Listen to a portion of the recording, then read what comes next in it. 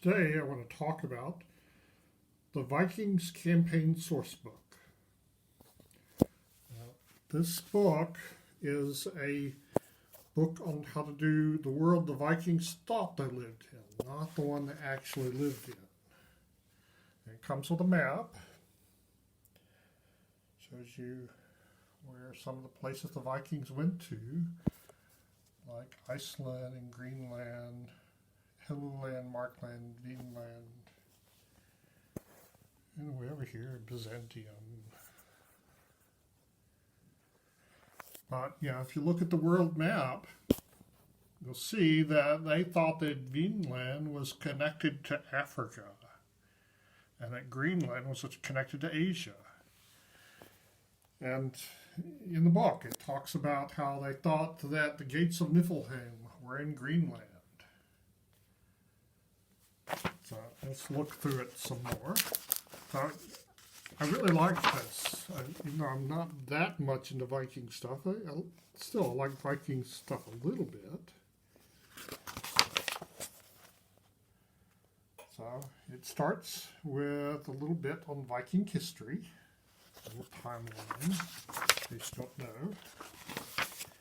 And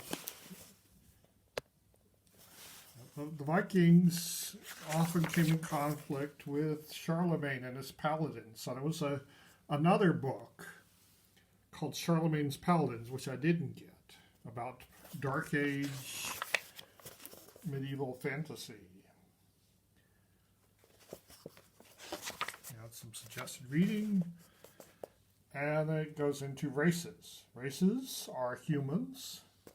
And humans might have a gift, so you roll to see if they have some sort of strange gift. And it explains those. And the other race is the Trollborn. They're like part humans, part troll. So they're not that different, but they're just a little different. And the character class is allowed.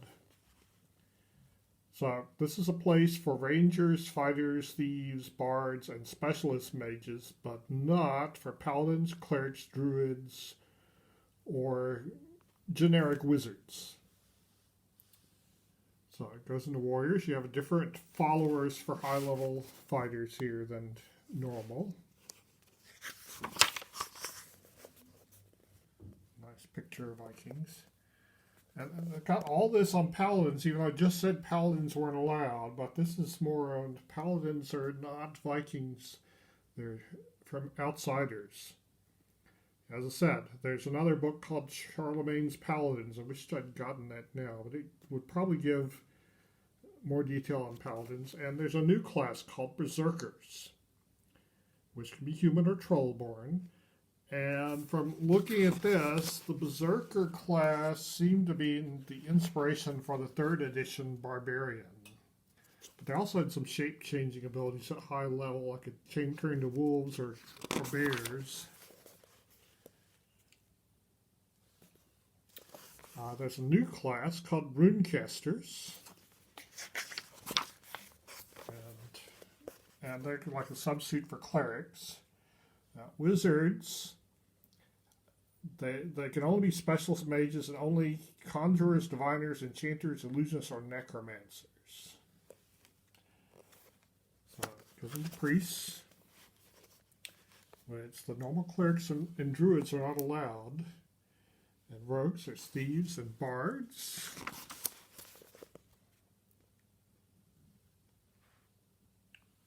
Okay. And then there's some other stuff. Here's a little description about how in poetry they use different words to mean something like wound bees instead of arrows, or wound wolf instead of axe. Here's a conjurer fighting some Vikings. And there's a whole list of Viking names. And then we come to a section on the runes. And so I've got description of some runes. They're basically similar to cleric spells, but they take a lot longer to cast, so you can't really cast them in combat. They're all pretty low level. So the Runecaster is your substitute for cleric, and they're not really a combat class, but they have better combat abilities than clerics usually do. They can use good armor and weapons. So I have had players try that a couple of times and worked pretty good. There's second sight, which allows you to see invisible things and things that are partially in the spirit world. Had some fun with a player who had that.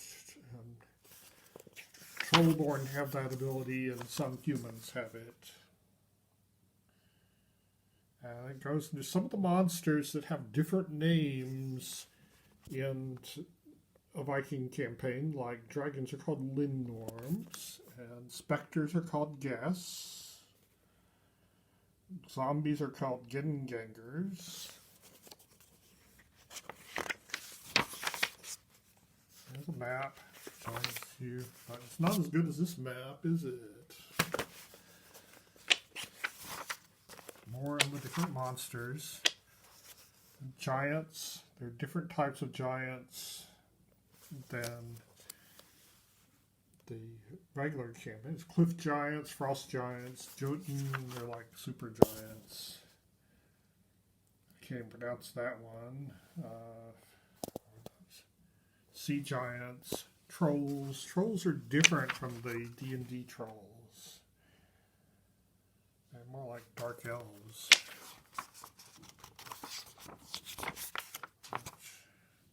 And then we got money.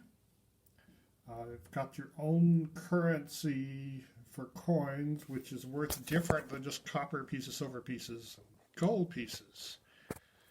And then you've got an equipment list of stuff listed in the new currency, or if it's not available, because a lot of things are not available because you're doing a Dark Age Viking campaign. And there's some new equipment with descriptions of it. Things like a bearing dial, cauldron with a tripod, a comb, different new kinds of ships, skate, ski, sleigh, wagon. There's some magic items here. Talks about which ones are available and which ones are not, because they don't fit this setting. More that are not. And there's some new magic items. Here's a list here, like the bottomless drinking horn, or the helm of terror, or a riding stick.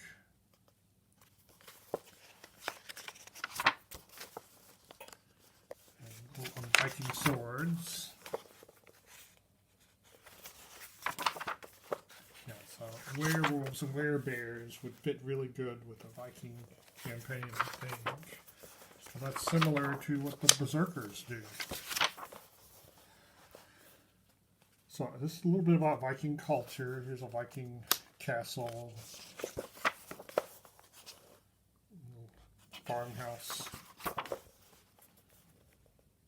and soldiers' barracks.